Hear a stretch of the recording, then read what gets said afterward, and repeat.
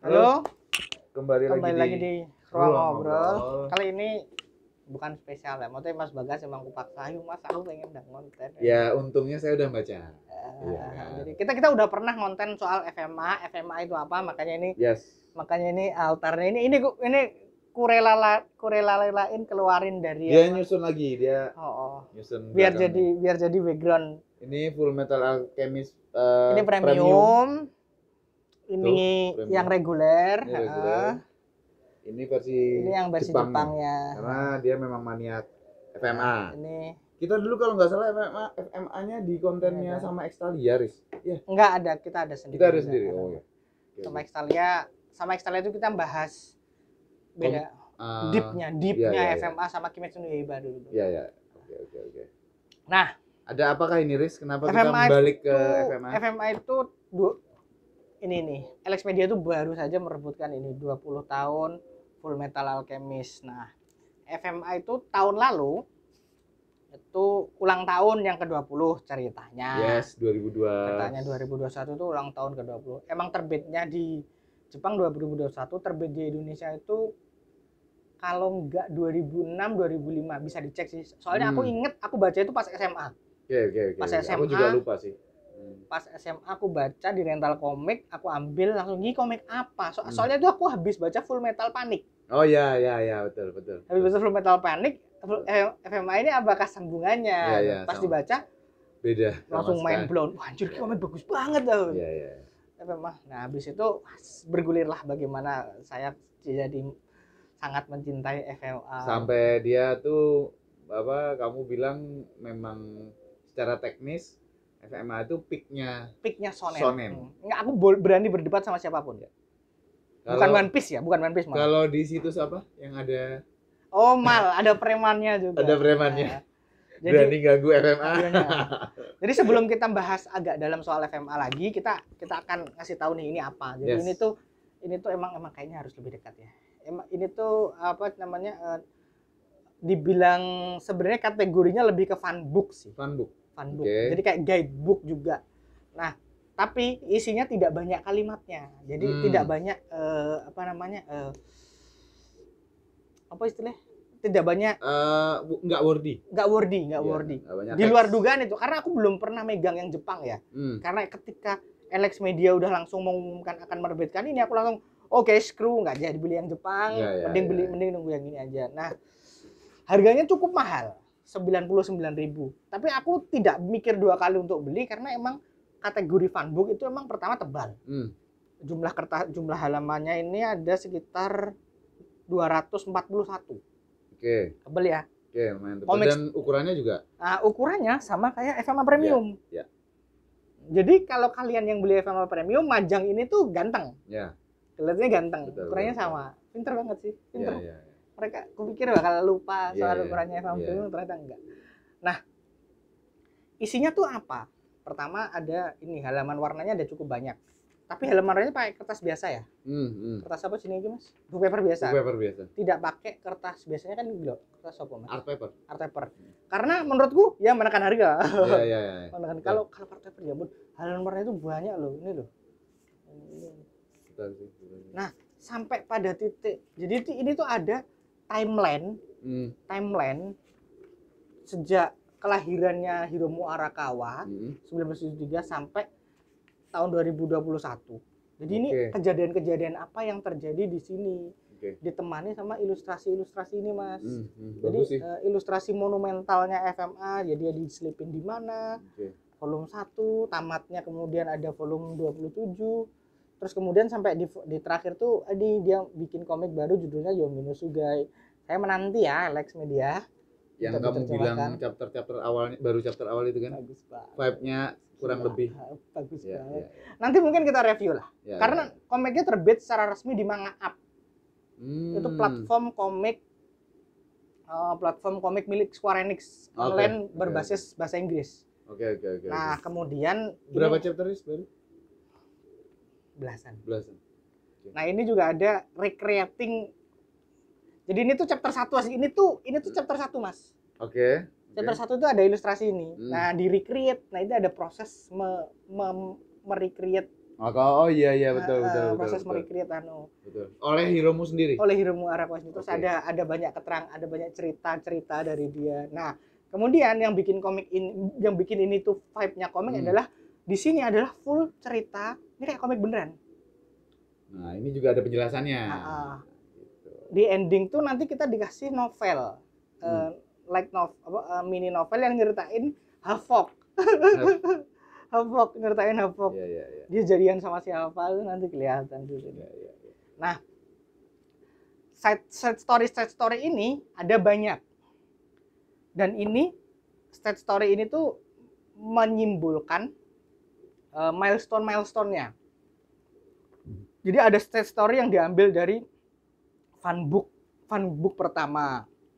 Yang itu merupakan milestone komiknya. Kayak gini nih misalnya. Ini ada keterangannya. Materi awal aslinya nih. Aslinya di sini. Maksudnya di sini. Terus ini keterangannya Hiromu Arakawa itu ini ngapain, kenapa kok aku nulis kayak gini. Yeah. Nah, ada ya, dan ini kemudian menjelaskan bahwa FMA itu sudah diadaptasi jadi berbagai macam. Anime, ada tiap ada BD itu ada sisipan komiknya. Yes. Terus game juga. Nah, yang tricky adalah sisipan komik gamenya ini adalah prolog menuju gamenya.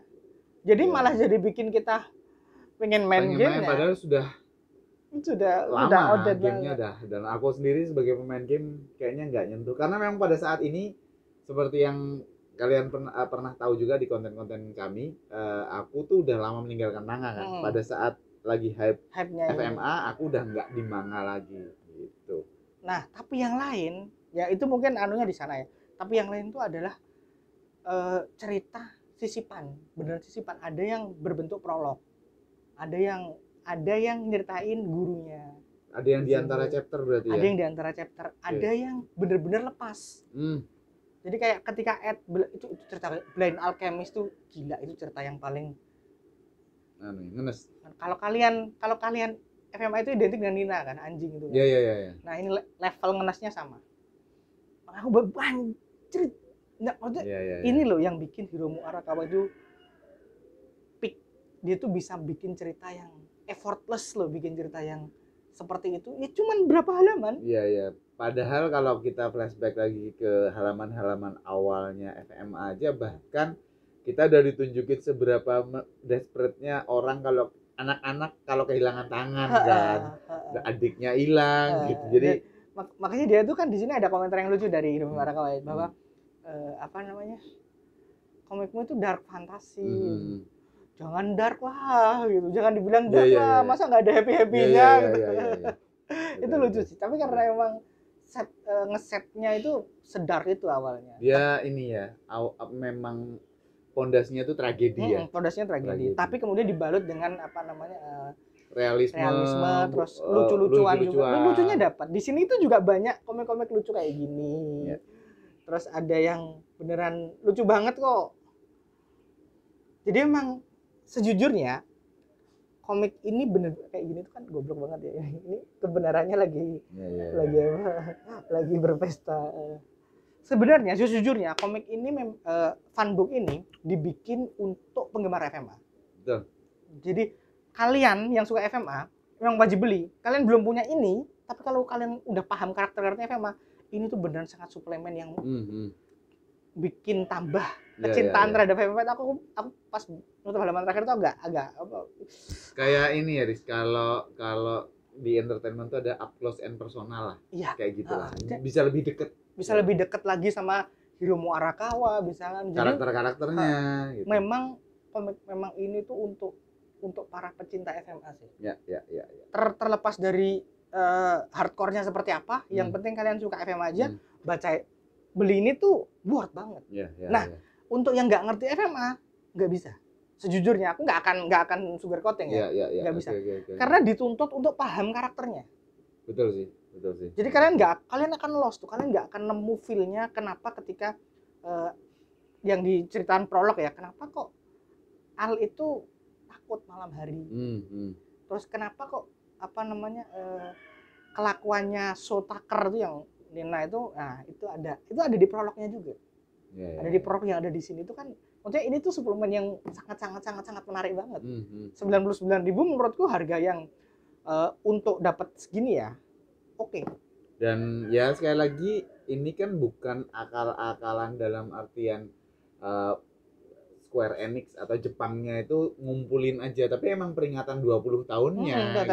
Jadi memang ya worth it lah buat kalau ini tuh kayak FMA. Ini tuh kayak kalian yang nggak sempet ngoleksi semua guidebooknya FMA, oh beli ini bisa dapat suplemen, termasuk suplemen yang ada di movie-nya ya. Jadi kan kalau pas nonton movie itu dapat booklet kan, FMA volume 0. Dapat booklet itu ada cerita yang dimasukin di sini. Dan ini juga apa tadi ada perbincangan bagaimana proses anime, film live actionnya. Gitu. Nah, ada satu hal yang kemudian menurut sebelum itu terjemahannya bagus, sangat di luar dugaan ya, karena aku agak meragukan mas editor yang ini. Tapi rapi, enak dibaca. Aku sama sekali tidak merasa nggak nyaman bacanya kecuali dalam satu hal ya. Tapi setelah aku pikir ulang, oh mungkin ini emang wordingnya begitu. Jadi ada ini belakangan kayak. Jadi ini tuh aku akan membela Alex Media, tenang aja. Ini Edward Elric namanya pakai CK, tapi di bawahnya Elric. Terus kemudian ini Winry Rockbell nih juga. Winry kalau ada, tapi di bawahnya Winry. Nah, yang paling parah itu King Bloodray. Tapi di bawahnya Bloodray. Ini kemudian aku mikirnya tuh gini, Mas. Oh, mungkin emang ini tuh alfabetnya harusnya seperti ini. Harusnya seperti itu. Jadi mungkin yang punya Jepangnya tolong dikoreksi. Mungkin di Jepangnya juga penulisannya seperti alfabet. Itu. Tapi di bawahnya penulisan katakananya mungkin kita nggak tahu ya, tapi melihat di dalamnya itu nggak ada tipunya, nggak ada salah nama, salah oh ya mungkin emang. Dan kayaknya nggak masuk akal juga kalau lebih dari 2 nama yang penulisannya alfabetiknya seperti itu. Makanya ya ini menurutku persembahan Alex Media yang bagus banget sih. Surat cinta buat para pencinta FMA. Yes. Apakah ini kemudian akan membuka gerbang terbit cetak ulang FMA Premium? Kita nggak tahu. Ya. Kalau penjualannya bagus, kemungkinan itu ada. Karena harga FMA Premium di marketplace udah gila-gilaan, Mas. Gila-gilaan ya. 1 juta ke atas. Aku nggak relate tuh, kan kau belinya pas terbit. Dan saya dipinjemin dia. Oke. Oke, itu aja ya. Kita ini altar. Itu kan setengahnya pengen pamer sih. Iya. Kenapa ada ini juga? Karena dia sampai beli yang versi Jepang. Ada Riza sama. Aku tuh suka banget sama Riza, makanya. Makanya ketika di sini tuh aku ngelihat ini aku sebentar ya. Jadi kita tuh bisa ngelihat timeline FMA di mana itu dari rambutnya Riza HE. Modelnya. Model. Ketika rambutnya masih pendek, itu berarti timelinenya itu ada di masa lalu ketika Ed sama Al belum jadi, masih di Isfar itu Mas. Kan mereka masih bocah tuh. Iya. Nah, kemudian ketika rambutnya udah panjang, udah kayak gini, udah digulung gini. Nah, itu berarti udah timeline sekarang. Udah masuk ke militer. Tapi di sini ada ketika rambutnya sebahu. Oh, oke. Berarti itu adalah ketika chapter prolog di sini. Chapter prolog yang bagaimana Ed itu kenal alkemis lain. Itu ada. Itu aku, wow, bagus banget. Langsung posting di Twitter. Itu ada teman yang auto buy nih kalau gini. Betul. Emang bias Rizanya terlalu kuat sih.